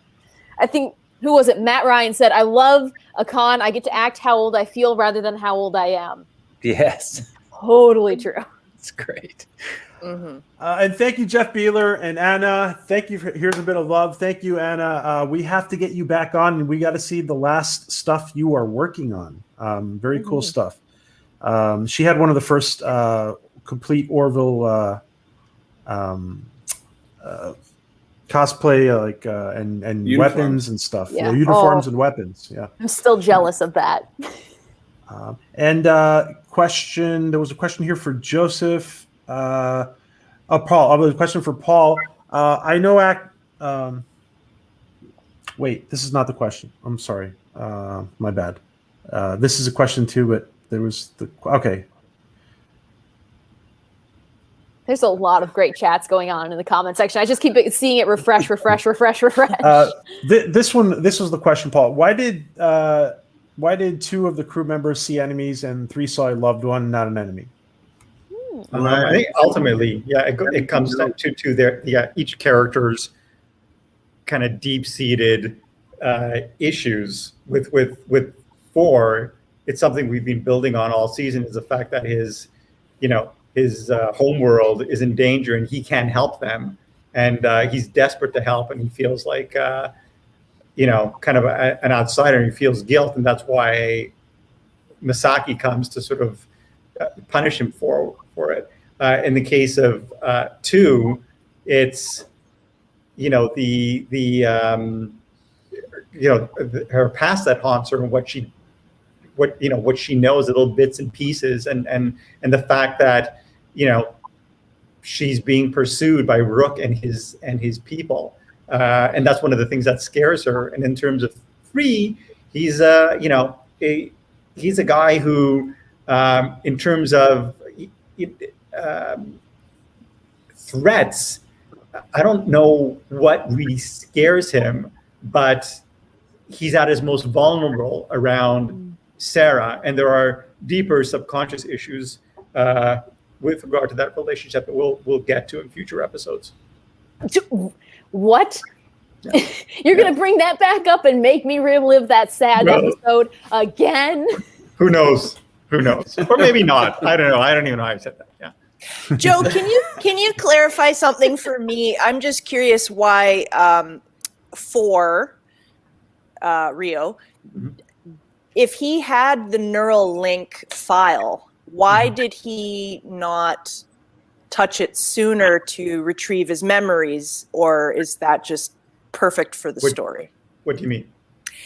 Well, so at the end of this episode, it's revealed in the privacy of 4's room. He goes. He had his neural link preserved, whereas the others don't, right? Yeah, he basically goes to the infirmary to destroy the neural links as he's been instructed to do, and he does presumably destroy the other 2, but he keeps his own. And at the end of the episodes, he's considering what to do with it. So, I mean, at this point, I'm just going to say, if he decides to reacquire the memories, it's something he can't do on his own. He's going to need to do so. Okay. I have no clue what you're saying. Go ahead, Joe. No, I'm just saying for Katie, just a refresher. In episode, I think 2 or 3 of the season, when the crew comes back to the ship, they go dark side because it turns out that they had uploaded their engrams or the brain patterns, their personality matrices into the computer. In the event that the android went down, they'd be able to connect with the ship. And what happened was, because of some quirk, their neural templates ended up being implanted back into their bodies, their brains, and they ended up getting their memories back up to a certain point. So they went, that's the one where they ended up chasing 5 through the ship. And at the end of the episode, they end up taking the implants out, removing the memories so that they went back to how they were originally. But they ended the episode knowing that they did have these memories and they would be able to reimplant them if they wanted to. But it opened up the whole question of, do your memories make you who you are? And if they would reacquire the memories, would they no longer be the people they are? So they chose not to do so. But several episodes later, 4 is reconsidering. So, but he would need help to do. Yeah, I forgot. It's not a matter of like swallowing the chip or implanting it into his brain. It's something that would require a tech-savvy individual to help. The ease of just putting something in your brain. Load it into his brain, yes. Okay. Thank you, John Burns. Katie, sometimes trying to follow dark matter is like Fezzik trying to understand the Dread Pirate Roberts. Great reference, by the That's why way. you have to watch it at least 3 times.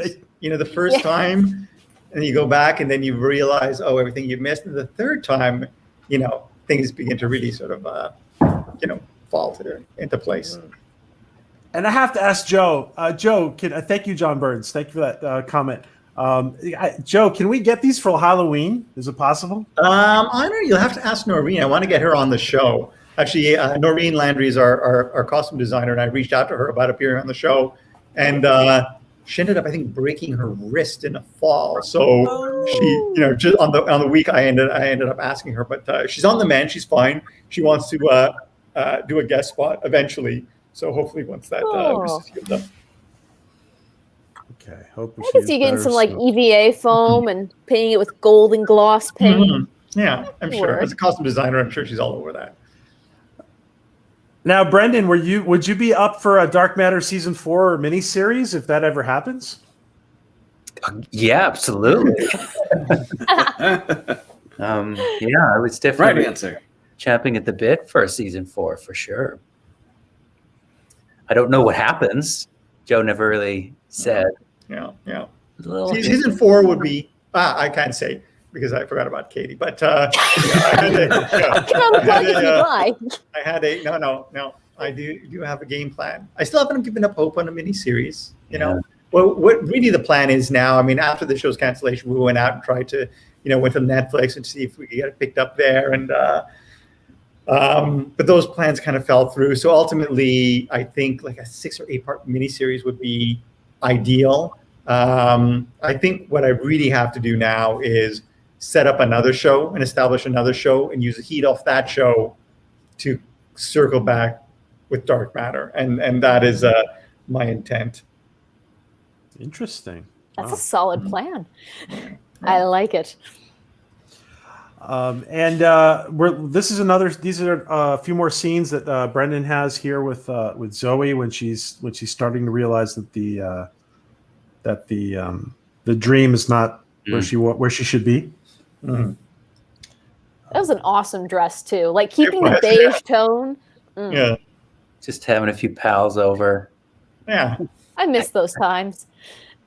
Yeah, I like that Victor does that to make her feel less lonely. Like, maybe I'll invite some people over tonight. And then the next thing you know, it's like, boom, it's a beautiful party. Remember when we could do that? Post those sort of things? It's also interesting about this, and this is something that sort of Paul Mully wrote into the script, is she's watching the news report, and it's a news report about the Mikkei Combine, which is one of the corporations surrounding the Raza, and Raza is at their mercy. And it's interesting, and it's like, why Mikkei? Because Mikkei has been their ally through most of the episode, and then you don't find out until at the end of the episode that the alternate Truffaut representing the Mikkei Combine presumably was the one who implanted the virus. So it's a very subtle hint. Yeah. I was wondering about that, Joe. Yeah. Why was it Mikkei? She was on the news. Yeah. You see the shot you have up with the painting in the middle that actually has small little butterflies on it. It looks like Mothman. I love it. I don't know. It looks like it's angry. Just like the 2 red eyes. Just. That was existing artwork that you found or someone found for you to stick up there. That wasn't something you had made for the show? Somebody in art department made that. Wow. Really? That's great.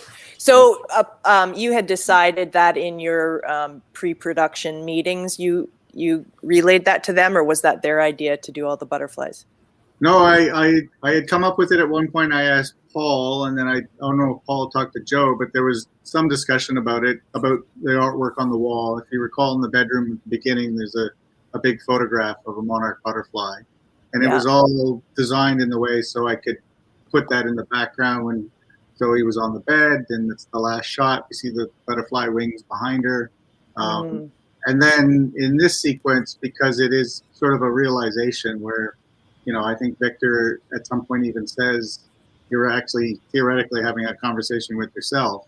I just kind of thought I don't want to overpower it with more butterflies.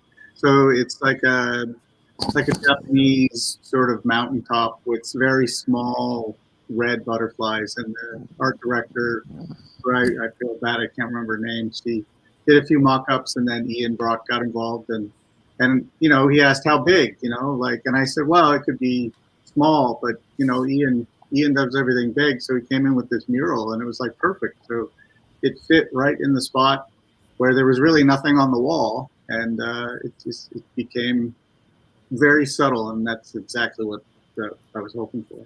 I love that you just shared that detail with us. That's awesome. That's so cool. Yeah, thank you, Paul. This is it's an incredible experience to go through this with Joe and everybody who worked on it, Simone. It's just wow. All the secrets. John Burns, thank you. I lost 20 pounds last Thursday. I got a haircut. It doesn't look like I don't look like an old prospector anymore. Congratulations, John. Congratulations. Thank you, John, for the support. And let me just catch up on the super chat one sec, guys. Thank you, John. Speaking of Zoe, Jan season 3 is being shot. Oh, wow. Oh, cool. Yes. And my Stargate sister, Sharon Taylor, is acting with Zoe in Calgary, working on that show. And Sharon Taylor was in Stargate Atlantis. Yes, actually, Sharon was, I want to say, sort of a background player, and we kind of promoted her because I remember sort of talking to her, and we gave her a couple of lines, and then we did an episode where I think the city gets taken, Alaska gets taken, and she had I think kickboxing experience, and I was like, oh, you want to do a kickboxing scene? She's like, sure. And so basically we gave her the kickboxing scene, and she was so good in that episode that we ended up kind of developing a romantic relationship between her and Jason Momoa. Yeah. And so it's great to see that Sharon's doing so well. Yeah. And Jack O'Neill says, Joe, if you can get SG1 or Dark Matter, either one back up on the air, I will cut your grass for free for the rest of your life, says Jack O'Neill. I appreciate that. I don't have a lawn. I do have come by and kind of hose down and sweep every Friday afternoon. So that's something to look forward to. Thank you. I just also wanted to mention the news anchor. I'm not sure how to pronounce her name. I think it's Anne Markowski. So she is actually a real news anchor, and I think I've discussed this before. But in season 1, we hired a real news anchor who did all the CNN, the GNN anchor reports, and then season 2. We used a variety. We did a mix of news anchors and actors, and the one time we used an actor, it just, news anchors have a sort of a set cadence and a comfort with the delivery that is really hard to emulate. And so kudos to Anne here for her performance. It's such a very convincing future news anchor delivery. And also, if you look very subtly, something that they teach you about being on news anchor and sports anchor and weather is when you're doing the clasped hands, you have to cup it like that. You cannot, or you can put it flat, but you cannot interlace. So that was a dead. I've been trying to find who is the actor and who is the actual news anchor, and that was a dead giveaway. I'm like, actual anchor. Why can't you interlace? Not a clue. Say that it just doesn't look good, I guess. But also, I'd be tempted to just be like, all right, let's talk about the news. So maybe because it looks tense.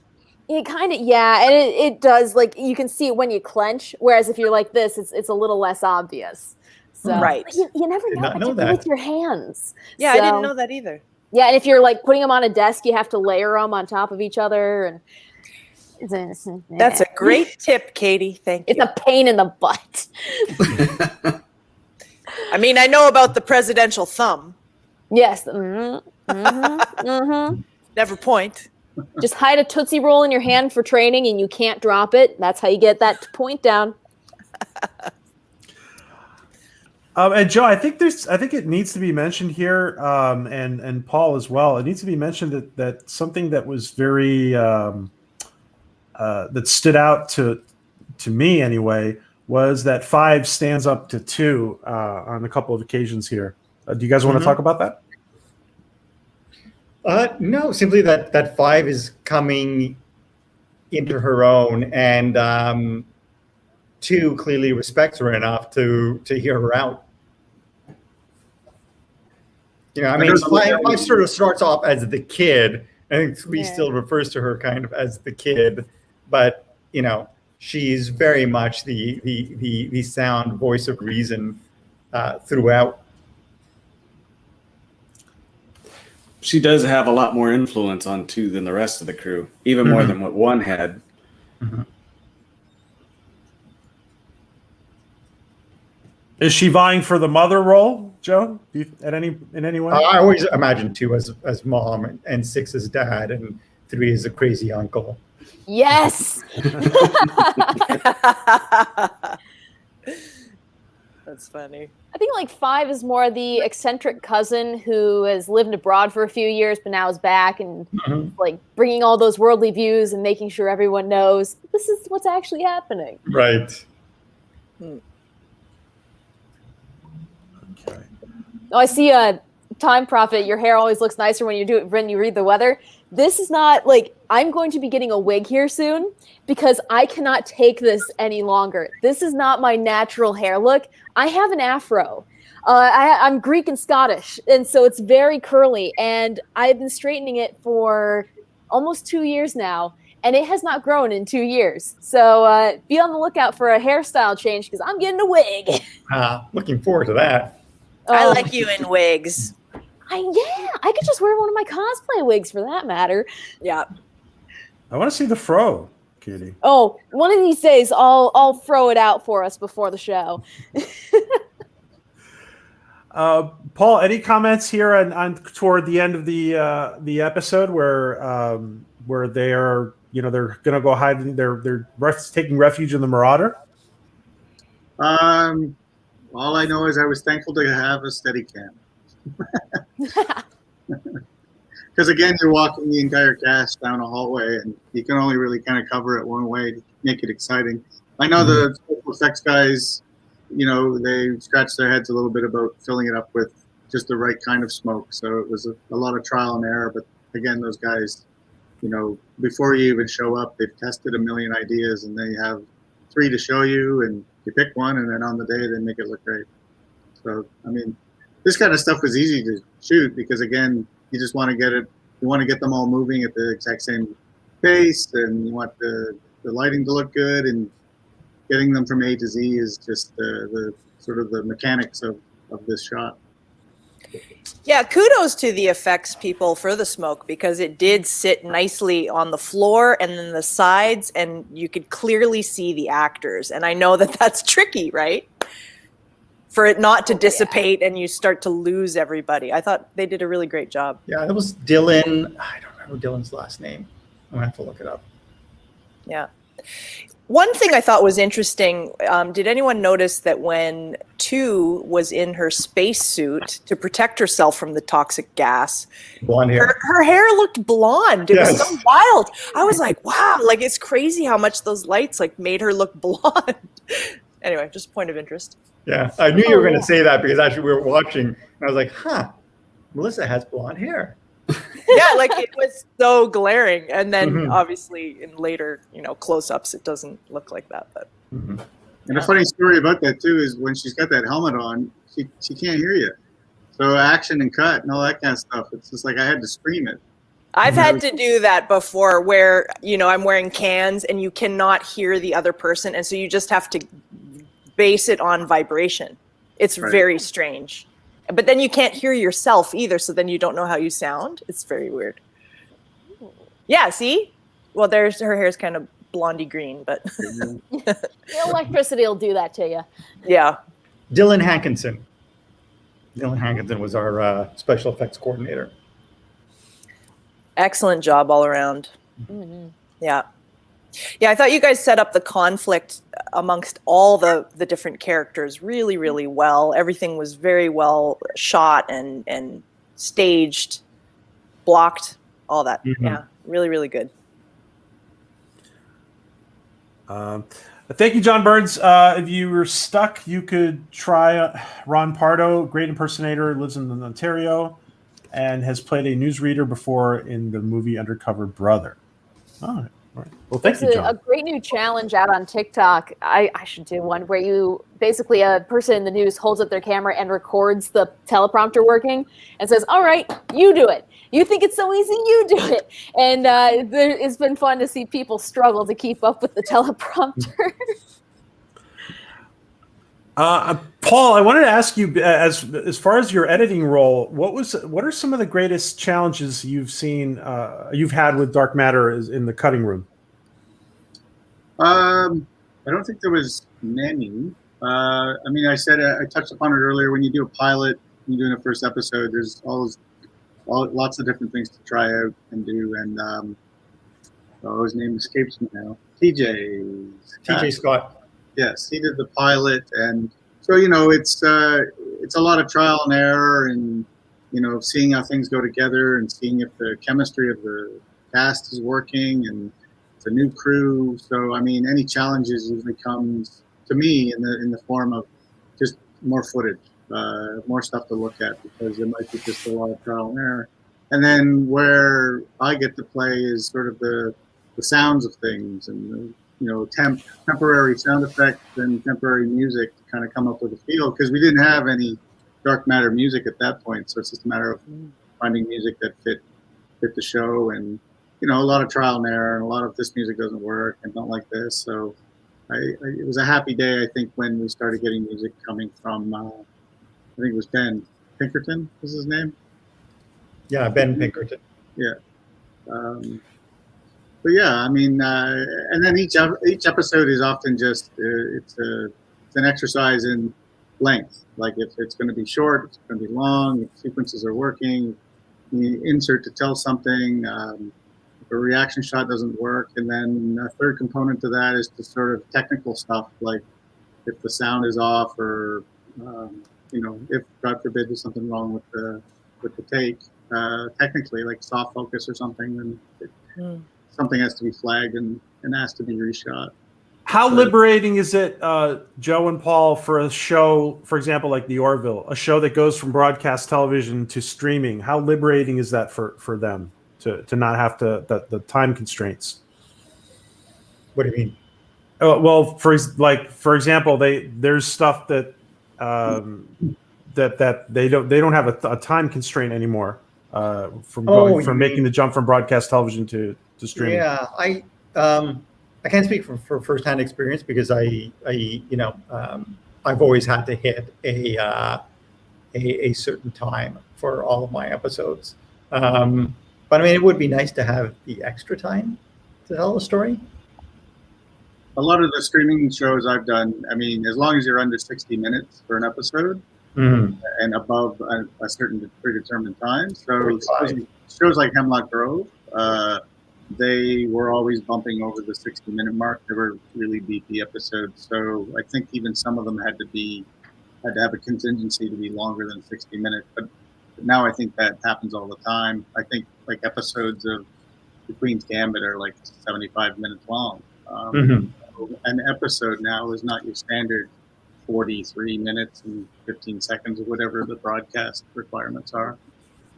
So liberating, yeah. I mean, when you're cutting that and not having to worry about act breaks and stuff, it's like a little mini movie, and it's, I don't know if liberating is the word. It's just, you don't have to worry about it. So it's good. Because sometimes, like an act 1 or an act 2 might be top heavy in a broadcast show. Like when I worked on Rookie Blue, it had to be pretty finite. And if any act was under 5 minutes, we had to kind of do a massive reshuffle and find a better act out. And typically, is the edit locked before the effects people come in and do their magic, just because they don't want to waste their time and energy on things that aren't going to show? Ideally, in the effort to maintain, an eye on cost, a lot of that stuff is discussed. So we'll get what's called animatics or temporary or even storyboards. The last show I did, I just had storyboards, hand drawings, and you put it right into the cut, and that way you're able to give the length that you think is needed. And then on some shows you get like animatics of exactly what the shot is or options of it.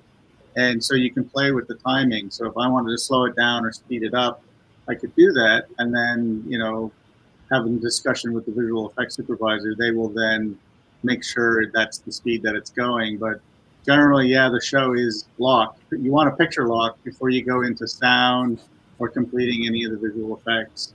Right. That's always the objective. Now, I've worked on shows where that's always been in flux. There's always going to be one episode that just seems to have an inordinate amount of VFX, and you just have to kind of say, when they start coming in, then we'll play with the cut a little bit. But the last thing you want to keep doing is going back and onlining the show at the lab, because it's not cost effective. And are the effects people pretty communicative in the pre-production, the filming, and the post of what is helpful for them that you guys can set them up for success or work together, right? Like, do they give you notes on the edit or? Yeah, of course. Yeah. And in fact, I think it's the department that as an editor I deal with the most because, again, it's all budgetary. So if a creature, is in the show and they want to cut to the creature 5 times, then that's what they budgeted. So that's kind of what you're trying to tell the story within the confines of, can you cut to it only 5 times? And then, something, I need a close up. So you instigate or introduce a new shot.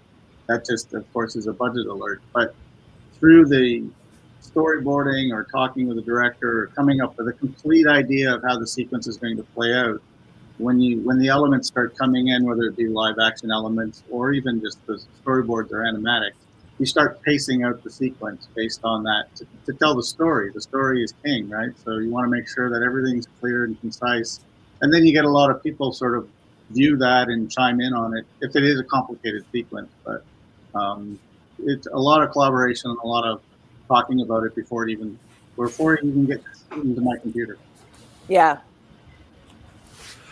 Okay, all important question for both Brandon and Paul. I ask it every week of all of our guests. And since Brandon wasn't in as many episodes, Whiskey Club, were you guys part of it? What is it? And why was I not a part of it? That is a good question. I guess you never came up to the production office. I guess not. I mean, I often wasn't there. I just wasn't there often enough, I think. Yeah. What is Whiskey Club? That's our fault. Trying different whiskeys. Well, actually, it started in season 1 when we were gifted a couple of bottles of whiskey as my writing partner and I, Paul Mully, as a congratulations for the launch of the show. And so I brought my bottle in and I shared it with the production office. And then our line producer, Norman Denver, brought his bottle, brought a bottle in. And just kind of became a tradition that kind of grew. And so at usually around lunch every day, Norman would sound the wolf howl. He had this wolf toy that would he basically just played over the intercom, and everybody knew that when you heard that wolf howl, you come up to the production office and we would pour everyone a shot, and we would have a shot of whiskey. And we would go through 13 bottles of whiskey, so one bottle for every episode. And then when the show, the series was canceled, I ended up bringing home something like 35 bottles of high-end whiskey, Irish whiskey, Japanese whiskey, Scotch, obviously, lots of bourbon. So I have to ask you, Brendan, are you a whiskey guy? I like whiskey, yeah. Do you have a favorite? Let me see. What do you got? You're casting your glance over to. I think. I mean, I like bourbons because I'm a cocktail guy. You know, like a good Manhattan or Old Fashioned. I don't have a favorite. They're all good. I mean, they're all good. You got to get that in writing, Brendan. Next time you do a show with Joe, you got to be invited to the Well, I was whiskey going to say, when we do the mini series, Yeah, absolutely.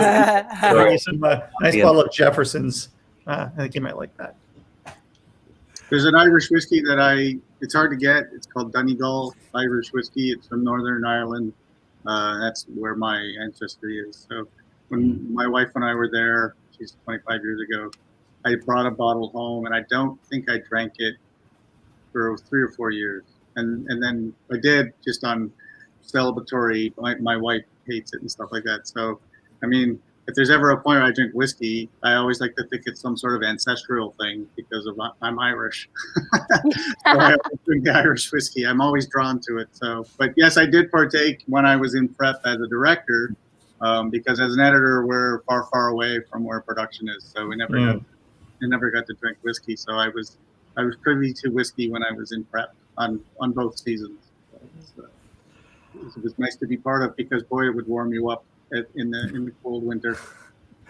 And maybe we'll take one final question from Time Profit for Paul. Do you ever use stock music still, or is it composed especially for the program? It's a good question, because I do have a library of just about every soundtrack I think ever made. But oftentimes it is a good idea to bring a composer in sooner. I'm probably one of the bigger proponents of bringing a composer in prep, just to, because they can put stuff together so quickly now with computers. I mean, the composer for our show that I just finished, he was constantly sending us tracks, and it's just based on stuff he reads. So at least it's his sound, and he can get it in there. So again, collaboration, as with visual effects, I'm often calling or emailing the composer to say, hey, can you send me anything? I've got a scene here. Read the scene 23. Is there anything you can think of? Because as I read it, if I hear music, then I know I'm going to put music in the cut. If I don't, then I don't put music in. So, but temp music is sort of one of those things that immediately, if someone does not like it, it needs to be removed. So. Wow! And one final question for Brendan that we missed. Brendan, if you were to play an android that didn't have the emotions, would you have liked to do that, like Zoe plays, or in a more primitive version of an android? Yeah. I think I vaguely remember auditioning for Android in the first season, like for the pilot. Oh, really? Yeah, because am I wrong about this, Joe? Like you hadn't decided on.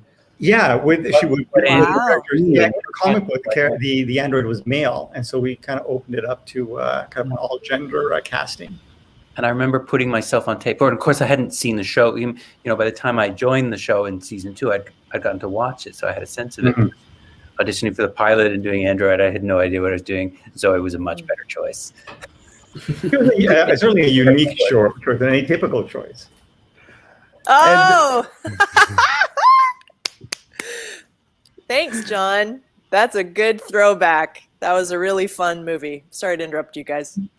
Thank you, John. Yeah, he's referencing a mockumentary movie I did where I played a parking enforcer, and it's kind of like how Spinal Tap is a mockumentary. This is parking enforcers. So yeah, that's quite funny. Nice. We won Best Film in Canada that year. Really? Yep. Wow. Dang. That was a lot of fun. Yeah. Thank you, John. Awesome. And Paul and Brandon, what is there anything you guys are working on right now? I know, Paul, you mentioned Life Season 2. Go ahead, Paul. You first. What anything you're working on now that you want to let us know? I just wrapped up season 2 of Another Life, which is a Katie Sackhoff series on Netflix. And currently, we'll be looking for my next job. always looking for jobs. Awesome. We got to check that out. Brandon, go ahead. Sorry. I think about tonight's episode of Murdoch Mysteries, actually. Yeah. Ooh. Oh, cool. And I don't know. I'm shooting something this week, but I don't think I'm allowed to say what it is. That like they're very tight. about things. That's why I was late, coming from a wardrobe thing. So Mm. it's a thing. I'm doing a thing. Congratulations. Joseph, is there anything you'd like to say about the end of the episode and maybe what's coming up next? No, I mean it's is often the case in on this show. The last scene is certainly suggests something foreboding to come. We'll see. I just have to say again, in reviewing the episode or rewatching it, I was struck by what a great job Paul did.